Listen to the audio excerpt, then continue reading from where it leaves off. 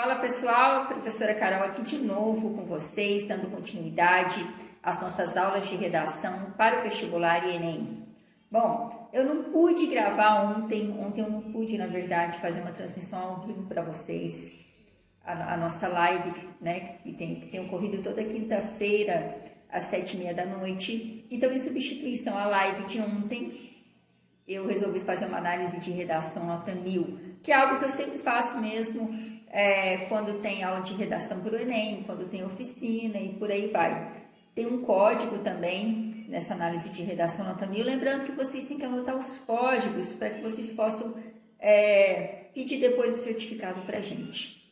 Então, segue aí nossa análise de redação nota 1000 e eu já vou deixar aqui um convite para que vocês continuem assistindo toda quinta-feira, às 7h30 da noite, aqui nas redes sociais. Próxima quinta-feira será com a professora Fernanda novamente e ela vai falar sobre introdução da redação. Ela falou sobre os tipos de tese na última aula, então na próxima quinta-feira ela vai dar continuidade, só que dessa vez com foco na introdução. Claro que falar de tese é falar de introdução, óbvio, mas ela vai falar da parte da contextualização e de outros aspectos, tá certo, galera? Vamos lá então para a nossa análise de redação nota 1000. O tema do Enem de 2018 foi manipulação do comportamento do usuário pelo controle de dados na internet. Então, a gente tem os textos motivadores, a gente tem o texto 1, o texto 2, o texto 3 ele traz alguns dados estatísticos. Inclusive, nessa redação que eu escolhi, o aluno não usou o texto motivador, porque tem alunos que tiram nota 1000 na redação aproveitando algo do texto motivador, sem copiar, claro, sem fazer cópia. Não é o caso dessa redação aqui, tá? A gente tem aí o primeiro parágrafo, onde o aluno introduz o tema, ele contextualiza. E aí ele diz assim: as primeiras 2 décadas do século XXI, no Brasil e no mundo globalizado, foram marcadas por consideráveis avanços científicos, dentre os quais destacam-se as tecnologias de informação e comunicação. Ele colocou a sigla ali. Nesse sentido, tal panorama promoveu a ampliação do acesso ao conhecimento por intermédio das redes sociais e mídias virtuais. Em contrapartida, nota-se que essa realidade impôs novos desafios às sociedades contemporâneas, como a possibilidade de manipulação comportamental via dados digitais. Desse modo, torna-se premente analisar os principais impactos dessa problemática: a perda da autonomia de pensamento e a sabotagem dos processos políticos democráticos. Galera, vamos analisar essa tese aqui. A gente sabe que tem 2 elementos que são obrigatórios na introdução, que é a contextualização do tema e tese. Eu até vou colocar aqui, resolvi aqui destacar alguns trechos para a gente analisar. Essa tese aqui, ela pode ser chamada, eu estava conversando sobre isso, inclusive, com a professora Fernanda. Ela estava falando que trata-se de um tipo de tese, de um modelo de introdução que a gente chama de complexa. Por quê? Porque aí a gente tem tese por contraste, eu vou explicar o que é, e a gente tem aí a problematização por consequência. Então, como que funciona isso de tese por contraste? Ele traz algo positivo em relação ao tema. Quando eu estou usando a palavra contraste aqui no sentido de oposição, tá? Ele traz algo positivo do tema, que é falar que nas primeiras 2 décadas do século XXI, no Brasil e no mundo globalizado, foram marcados por avanços científicos, né? Que é o surgimento da tecnologia de informação e comunicação, né? O que a gente tem aí de positivo? É que isso ampliou o acesso ao conhecimento, as redes sociais, a internet, por aí vai. Em contrapartida, a gente tem um conectivo, um recurso coesivo, que vai reforçar esse contraste. O aluno ele vai trazer algo negativo sobre o tema. Nós temos 3 tipos de tema: tema positivo, tema negativo e tema neutro. Carol, mas eu não sei o que é isso de tema positivo, tema negativo, tema neutro, do que você está falando? A professora Fernanda, ela fez na última live dela. Na última live dela, ela falou sobre isso, sobre os tipos de tema e os tipos de tese. E é importante saber quais são os tipos de tema, porque a identificação do tipo de tema, ela norteia a construção do tipo de tese. Então, se você não viu, acesse aí as nossas redes sociais, pode ser a minha ou a dela, para você assistir essa aula. Aqui, olha, galera, por ter a palavra manipulação no tema, manipulação já é algo negativo. Então, já dá para perceber que se trata de um tema negativo. Então, em contrapartida, agora vem a problematização aí. Nota-se que essa realidade impôs novos desafios às sociedades contemporâneas, como a possibilidade de manipulação comportamental via dados digitais. Aqui começa a tese.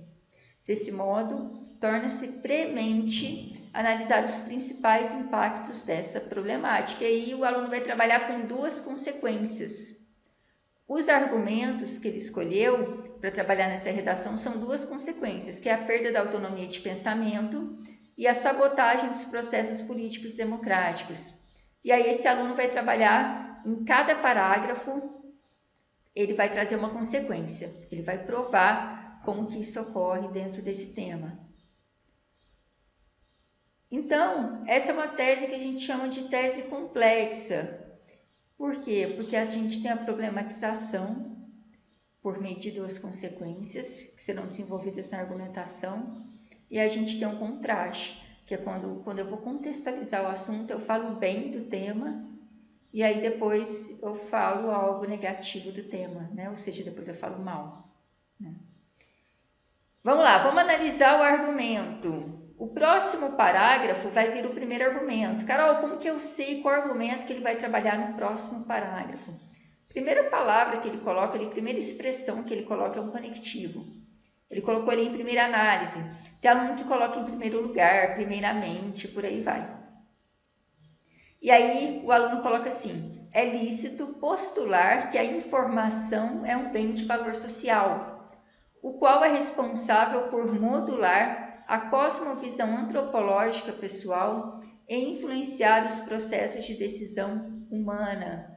Então, olha só, dá para perceber por meio dessa frase, por meio dessa expressão, que o aluno vai trabalhar com a perda da autonomia de pensamento, né? Ou seja, a pessoa ela não tem um pensamento ali independente, ela é influenciada. Por isso ele diz, o responsável por modular a cosmovisão antropológica pessoal, né? Ou seja, o sujeito ali ele vai ter a visão dele, o modo de pensar dele influenciado pela informação a que ele tem acesso.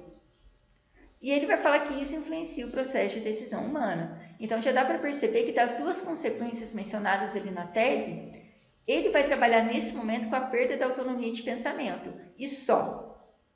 A outra, sabotagem dos processos políticos democráticos, vai ficar lá no outro parágrafo. Eu não posso ficar misturando as informações, misturando os argumentos dentro do parágrafo. Eu já vi aluno escolher 3, 4 argumentos, e aí na hora de desenvolver a redação, o aluno cita o primeiro argumento, não desenvolve direito, já passa para o segundo argumento no mesmo parágrafo, e aí não fica bom. O desenvolvimento não fica bom, ele fica precário. Bora lá, então, o aluno contextualizou, trouxe a tese, trouxe duas consequências ali dentro da tese, que é a problematização. Agora ele vai trabalhar aqui o primeiro argumento. Só que antes de trabalhar o primeiro argumento, eu coloco um conectivo, está ali em primeira análise, eu aviso ali, coloco uma frase que mostre qual é o argumento que vai ser trabalhado, e agora eu explico como que isso ocorre, né? Ele falou perda de autonomia na tese, e quando ele menciona de novo esse argumento, ele escolhe uma outra frase, ele faz uma paráfrase. Por quê? Porque esse aluno não vai ficar repetindo palavra e nem expressão dentro da redação. E aí, como que ele prova? Como que ele explica essa perda da autonomia? O aluno coloca ali, nesse raciocínio, as notícias e acontecimentos que chegam ao indivíduo exercem forte poder sobre tal, estimulando ou suprimindo sentimentos como empatia, medo e insegurança. É fatual, portanto, que a capacidade de selecionar via algoritmo as reportagens e artigos que serão vistos por determinado público constitui ameaça à liberdade de pensamento crítico.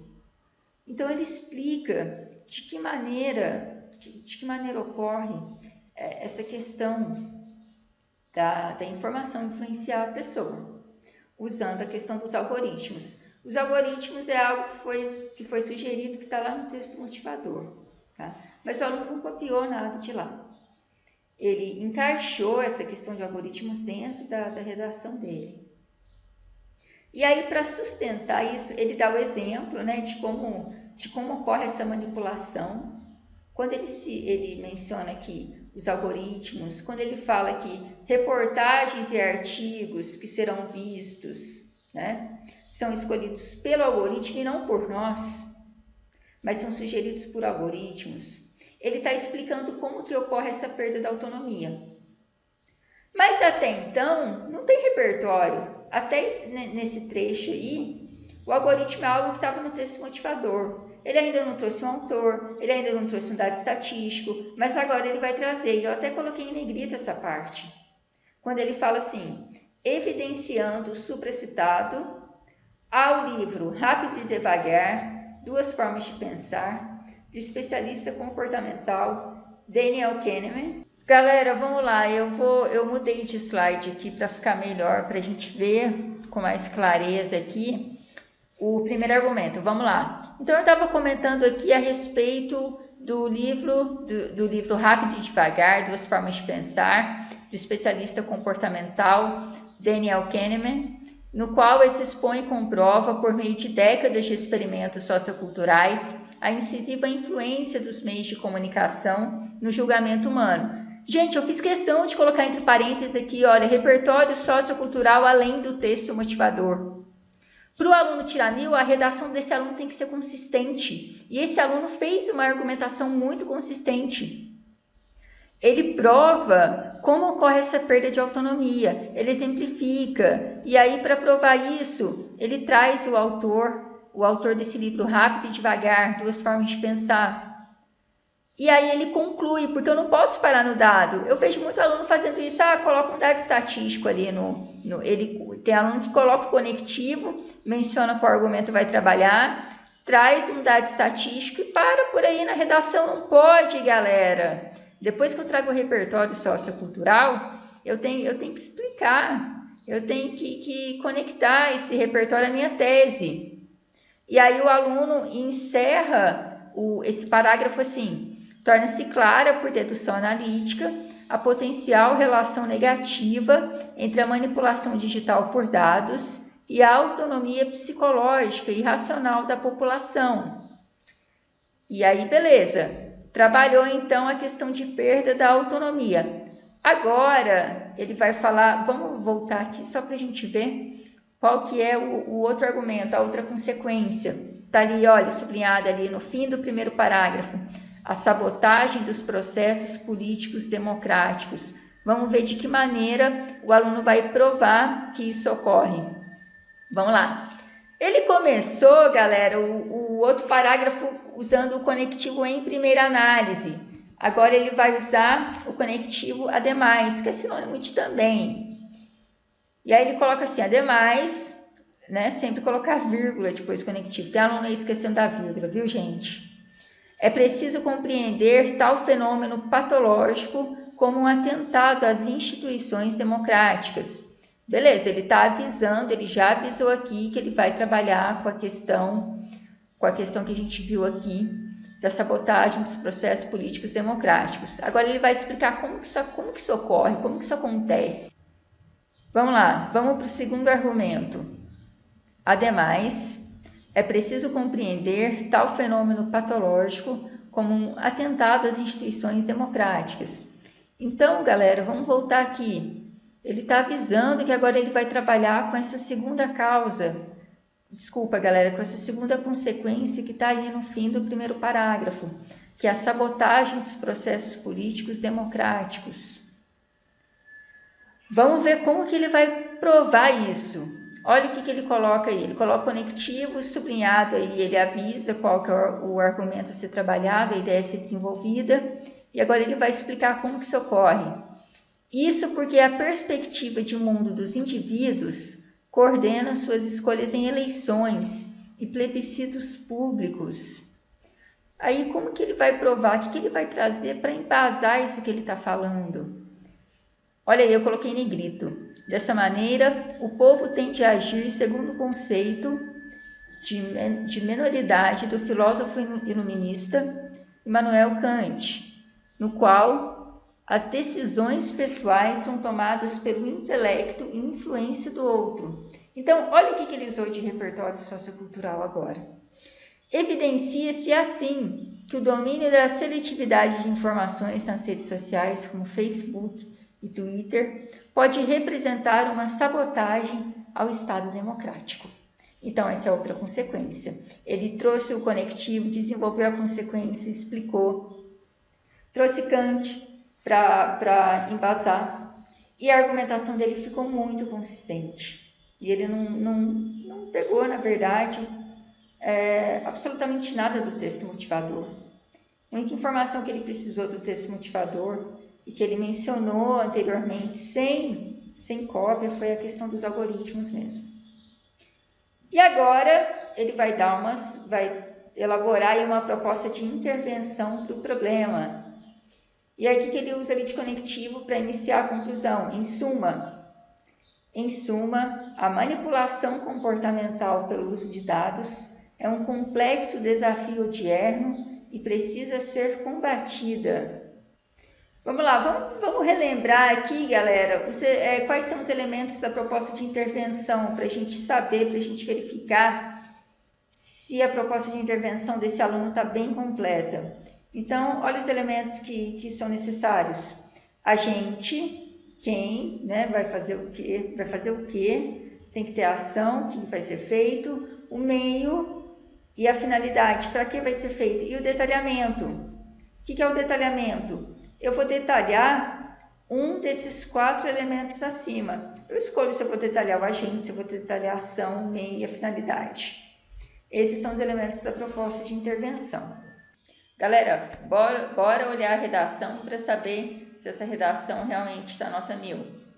O aluno ele começa a conclusão com um recurso coesivo com conectivo em suma. Em suma, a manipulação comportamental pelo uso de dados é um complexo desafio odierno e precisa ser combatida. Aqui o aluno pode ou não retomar a tese. Geralmente os alunos não vão direto para a proposta de intervenção. Às vezes eles colocam uma frase antes. Agora, galera, vou ler aqui a primeira proposta. Eu coloquei de cor diferente aqui os agentes para a gente ir identificando.